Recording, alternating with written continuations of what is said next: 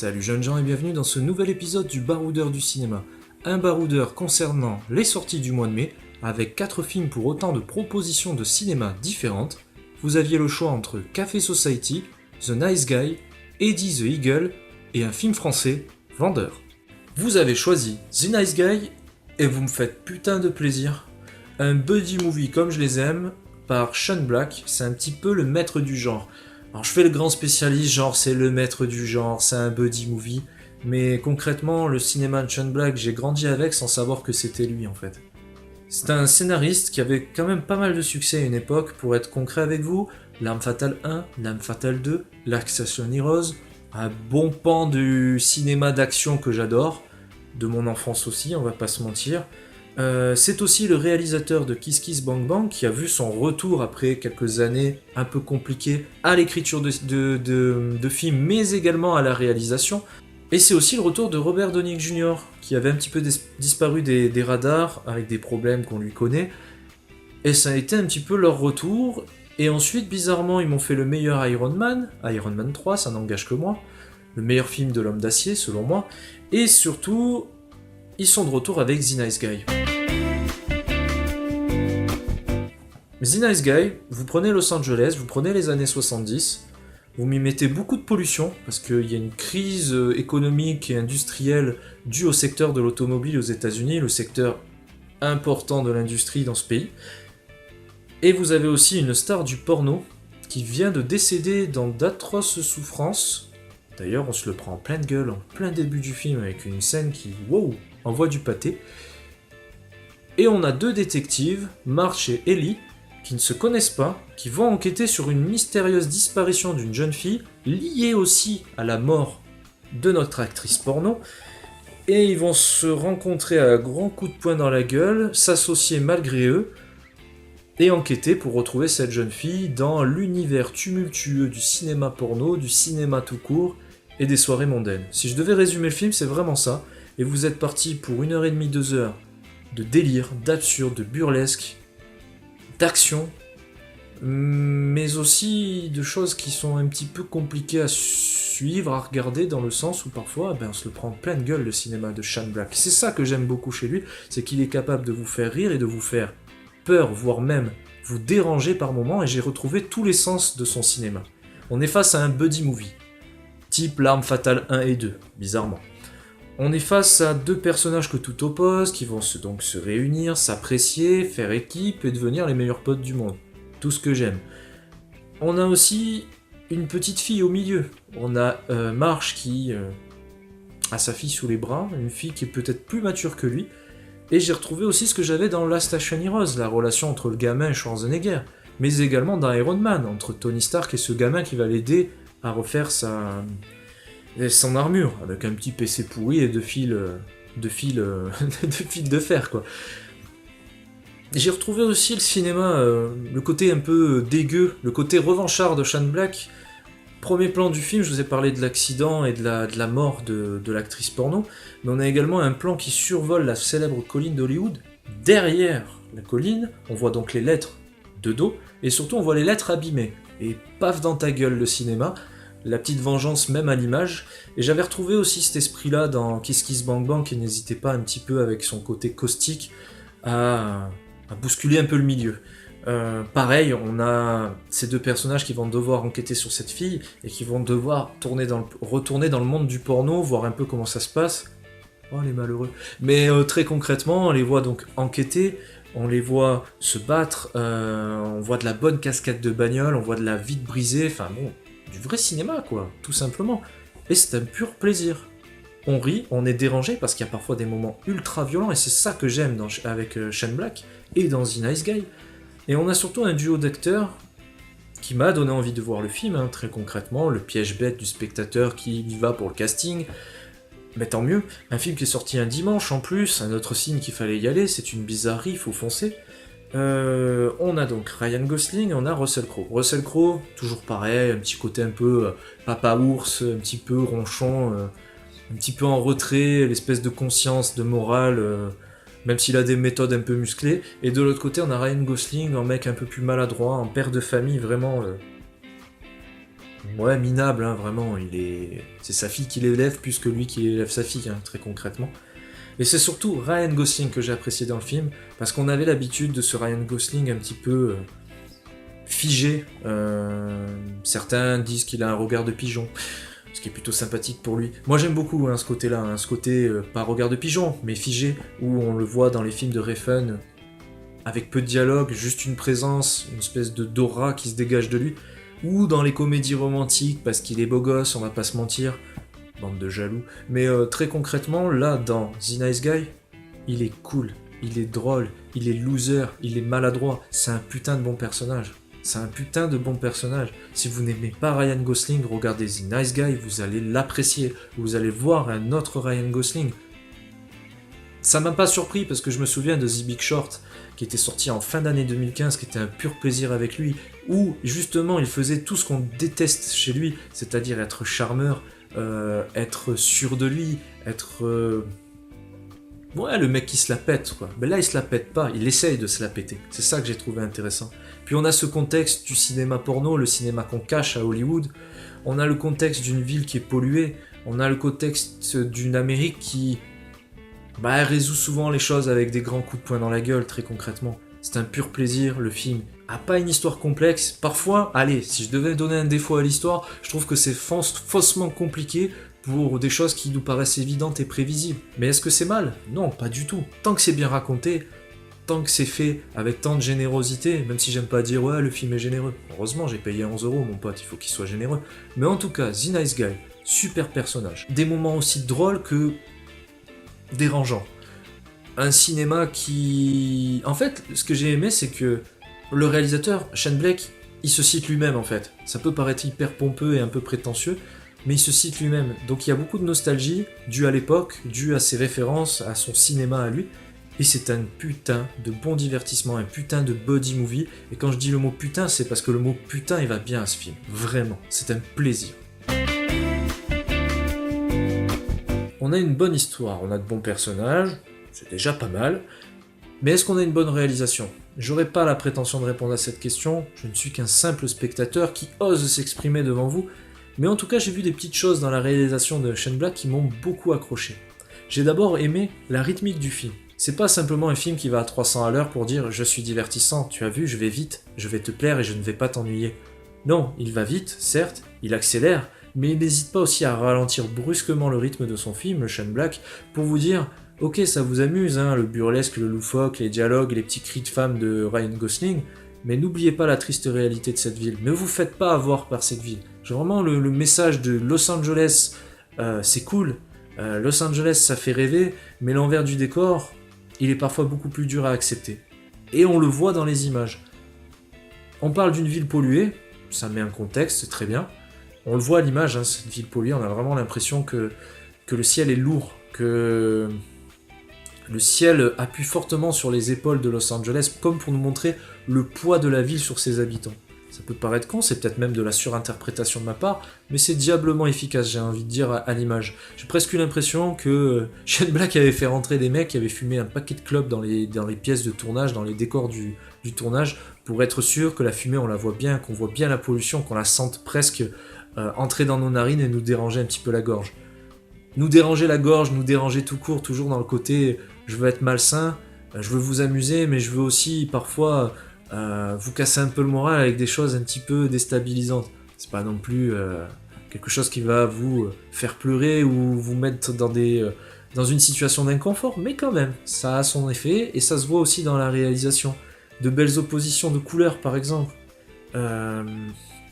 Marche, quand on va chez lui, c'est jaune, c'est orangé, il y a du bois, et en face de ça, on a des soirées mondaines où deux détectives, ils vont enquêter, se rendre, rencontrer les personnes, et eux, qu'est-ce qu'ils ont? Ils sont dans un monde de bling-bling, de couleurs factices, de superficiel, comme peut l'être la ville de Los Angeles. Je reviens sur le plan du début, mais on arrive dos à Los Angeles, par le derrière, le porno, et on voit les lettres d'Hollywood qui sont abîmées. Ouais, ok, d'accord, le petit tacle à la gorge, il y est, là, il n'y a pas de souci, boum, tiens, un petit taquet. En parlant de taquet, c'est aussi le cinéma Shane Black, le cinéma du concret, du je peux le toucher, ce cinéma. on va casser de la voiture, on va casser de la vitre, on va balancer des personnages par la fenêtre, ils vont s'éclater comme des vieilles pizzas sur le sol. Ça peut paraître con comme ça, hein, presque ridicule, mais quand vous vivez le film, bah vous y croyez, vous y êtes dans les années 70. Vous y êtes dans les costumes forcément, vous y êtes dans les choix de voitures, dans les choix de plans, dans les décors. Là aussi dans les décors, je prends la maison de March où on va avoir une façade magnifique, un beau palmier. C'est juste la caricature de l'époque, la caricature de Los Angeles. Mais vous rentrez chez lui, ou vous allez même dans son jardin où il y a la piscine, bah la piscine est vide. En gros, c'est un Los Angeles de façade qu'on veut nous montrer, et on veut nous montrer surtout l'envers du décor, la violence d'une ville, tout simplement. Pas que dans l'histoire, même dans la réalisation. Et ça, c'est gravement appréciable. Vous l'aurez compris, j'ai surkiffé le film, clairement. Je lui reprocherai que l'histoire qui parfois est faussement compliquée. Et encore, je trouve que je suis difficile. C'était très bien, il n'y a pas de souci. Je lui mettrai un 7,5. 7,5, oui, il le mérite, mais alors largement. C'est un plaisir d'aller voir ce film. Super duo d'acteurs. J'ai aimé l'ambiance, j'ai aimé l'immersion. Et j'ai surtout aimé le côté... on veut pas faire que du cool. C'est cool, c'est drôle, c'est burlesque, c'est loufoque. Mais parfois c'est un petit peu plus dur. Ouais, The Nice Guy, parfois c'est un petit peu plus dur. Un épisode du Baroudeur sans bonus, c'est comme le mois de mai sans Festival de Cannes, et le premier film que j'ai envie de vous parler dans ces fameux bonus justement, c'est Café Society qui avait été présenté en ouverture du festival, hors compétition certes, mais avec un grand nom à la réalisation, Woody Allen. Je veux pas faire le grand spécialiste du monsieur, j'ai surtout vu ses productions récentes, ses réalisations récentes, mais j'avais vraiment envie d'aller voir ce film, pas parce qu'il y a l'effet Cannes autour, et l'effet glamour, mais c'est surtout parce qu'il représentait, dans la bande-annonce, ce que j'avais apprécié, notamment dans Ave César, toute cette ambiance envers du décor, très chic, très glamour, que j'avais envie de retrouver, même si ce n'est pas du tout le même objectif dans le film. J'y suis allé vraiment pour retrouver cette chaleur, ce côté un petit peu ancien, rétro, mais très très glamour, j'insiste là-dessus. Café Society, c'est l'histoire de Bobby, un juif new-yorkais qui quitte sa famille, une famille envahissante, bizarrement, je sais de quoi je parle, qui en fait quitte sa ville pour changer de vie, il est dans une espèce de morosité ambiante, et il décide donc de quitter le cocon familial pour rejoindre son oncle à Los Angeles. Son oncle, c'est pas n'importe qui, c'est un grand impresario du cinéma, donc il va pouvoir entrer par la petite porte dans le grand monde du cinéma, mais il va surtout rencontrer une belle femme qui va chambouler sa vie. Forcément, avec Woody Allen, il y a de l'amour, il y a des femmes, de très belles femmes d'ailleurs, et on va en parler tout de suite.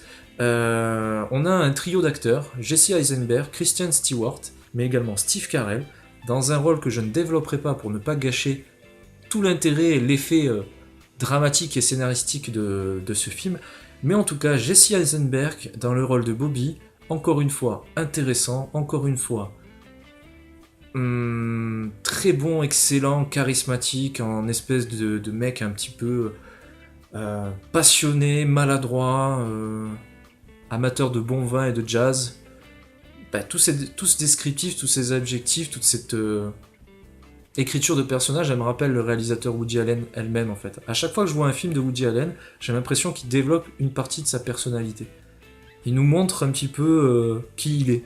C'est comme s'il y avait une séance de psychanalyse, sauf que c'est pas lui qui paye, c'est moi. Mais ça m'a pas dérangé dans le cas de Café Society que j'ai beaucoup apprécié, notamment grâce à Kristen Stewart. Si un jour on m'avait dit que j'apprécierais un film grâce à elle, je crois que j'aurais mis une baffe au mec qui m'aurait dit ça en fait, tout simplement.